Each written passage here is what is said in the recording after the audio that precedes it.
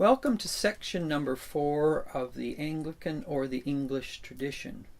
This is session number 4, and in this I want to look at Erasmus, the Bible, and the Fathers. In the 16th century, as I mentioned earlier, there was a turn particularly amongst those committed to reforming the church to getting back to the Bible, against certain forms of scholastic theology, against the deterioration of church life in many ways at both the highest and lowest levels. And in the turn to the Bible, the argument was that here we have a purer version of what the church is meant to be, life in Christ is meant to be, and how the impact and authority of the Bible is meant to inform and influence the life of Christians at a personal, church level and at a public level. Now, as I mentioned earlier, Erasmus's clash with Luther was not about the authority of the Bible. It was about the authority of the interpretation of the Bible. Both agreed that the Bible was meant to act as a primary source of authority in the life of the church. Erasmus also played a very significant role, and as I mentioned, he spent had four very important visits to England. And in those particularly visits, he was given the time to settle down, to do some serious scholarly work on both the Bible and some early work on the Fathers. There was quite a turn also in terms of the 16th century, not only to the Bible, to the Fathers also, because many felt the Fathers were the closest to the early years of the New Testament, and so their ears were a little more alert and attuned to what faith was meant to be. The turn to the Fathers, Froben Press and other place at the time that Erasmus was very involved with, was dealing mostly with the Western Fathers.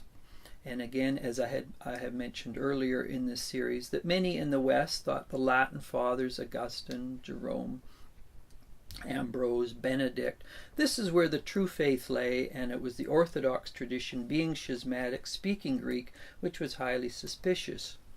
It was Erasmus once again who was at the forefront of saying, if we're going to be open to the Western Fathers, why should we not be equally open to the best of the Eastern Fathers of the patristic era? And so Erasmus took the lead. He was the pioneer in doing a lot of new translations, interpretations, applications of the Eastern Fathers. Now someone would argue, well, why do you need to spend time lingering with the Fathers, East or West, if you have the Bible, and the Bible's the source of authority?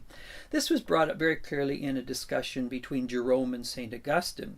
Erasmus was much more indebted in his background to Jerome, who was more of a biblical exegete than Augustine. Augustine was much more a theologian than a close exegete like Jerome was. Particularly a couple of troubling passages in which Augustine had corresponded with Jerome, and he said, what is the best way to translate? It was a passage in Galatians. And Jerome said, well, this father says this, and this father says this, and this father says this. And Augustine wrote Jerome back and said, but what does the Bible say? And Jerome responded back, well, that's the dilemma, isn't it? This is why we need the Fathers of the Church, East and West, because not all texts are limpid and clear and easy to interpret.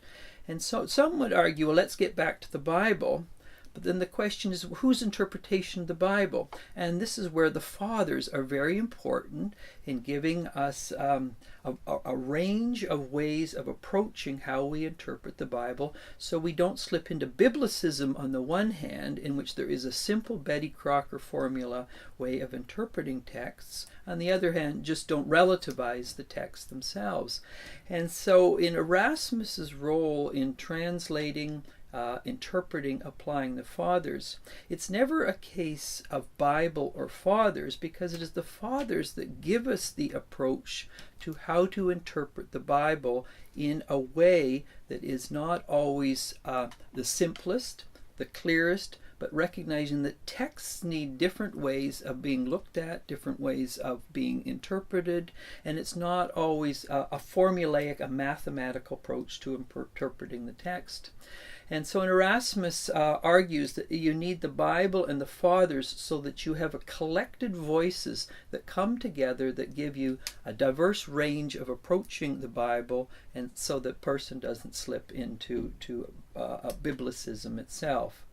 And so we see that Erasmus, front and center again, provides a lead in terms of how the church is meant to be one, but allow on a variety of levels for a diversity of interpretations in a spirit of unity.